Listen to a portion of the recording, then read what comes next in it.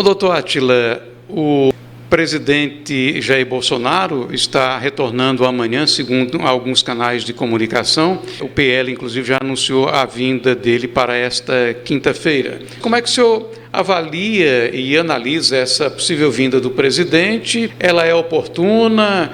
De fato, nenhum de nós iria achar que o Bolsonaro ia ficar definitivamente nos Estados Unidos. Na minha avaliação pessoal, era mais interessante para ele vir um pouco mais para frente, talvez um mês e meio mais para frente, porque nós ainda estamos naquele prazo de 100 dias do governo e há o risco dele ser carregado imediatamente para os debates do dia a dia da política aqui. Naturalmente, como ele dispõe de uma oposição midiática muito forte, é muito fácil querer jogar problemas da situação atual em cima dele. Eu acho que politicamente era mais interessante para ele esperar, né? Mas ele é que é o juiz das circunstâncias dele. De certa maneira, esses 3 meses podem contar mais 2 meses daquele período depois da eleição, né? 1 mês e meio, porque ele ficou muito calado diante daquelas manifestações todas e que, de certa maneira, a militância dele ficou um pouco solta. Não que se imagine que um líder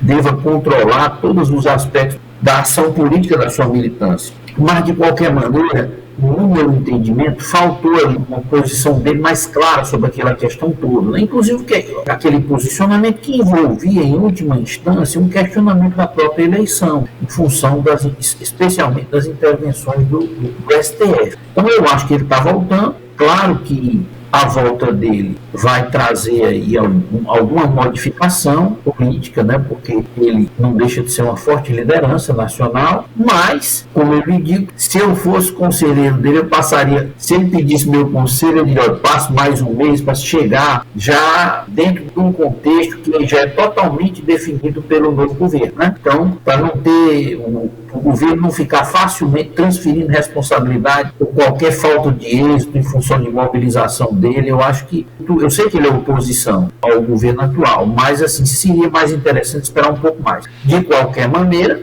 a chegada dele está prevista para amanhã, ao que tudo indica é isso que vai acontecer, e aí ele vai tentar retomar a sua vida, reorganizar o partido, né, o PL, que é um partido com o qual ele tinha uma relação muito, vamos dizer assim, débil, uma vez que ele entrou pouco tempo antes da eleição, né? Não deu nem para firmar mais relações com o conjunto dos integrantes do partido, que, por exemplo, aqui no Nordeste são muito próximos, inclusive, do governo Lula, muitos dos integrantes do PL. Então, é um trabalho grande que ele tem pela frente se ele quer continuar nos embates da política, o que parece ser o caso. Eu diria isso.